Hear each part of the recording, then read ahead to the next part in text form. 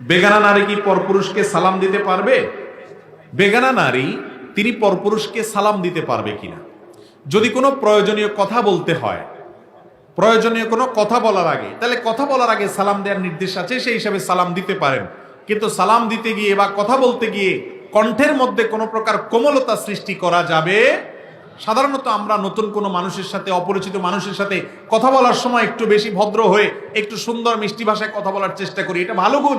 কিন্তু একজন নারী তিনি যখন পুরুষের সাথে কথা বলবেন, পরপুরুষের সাথে, গায়রে মাহরাম পুরুষের সাথে, আল্লাহ রাব্বুল আলামিন কোরআনে কারিমে নির্দেশ করেছেন তোমরা সেই কথা বলার সময় কণ্ঠের মধ্যে কোমলতা বা কোনো আর্টিফিশিয়াল ভাবে একটু ভালোভাবে মিষ্টি সুরে কথা বলার চেষ্টা করবে।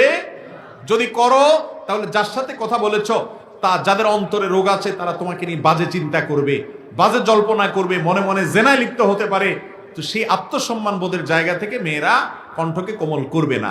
এই জন্য সালাম দেখ আর প্রয়োজনীয় কথা বলো, এটা স্বাভাবিকভাবে বলবে। আল্লাহ বলেছেন ওয়াকুলনা কাওলাম মারুফা, মেয়েরা স্বাভাবিক কথা বলতে পারবে কিন্তু কণ্ঠের মধ্যে কোমলতা সৃষ্টি করে কথা বলবে না। আজকাল তো উল্টা হয়ে গেছে, মেয়েরা স্বামীর সাথে কথা বলে কর্কশ হয়ে, আর পরপুরুষের সাথে ফোনে কথা বলতে খুব মিষ্টি সুরে।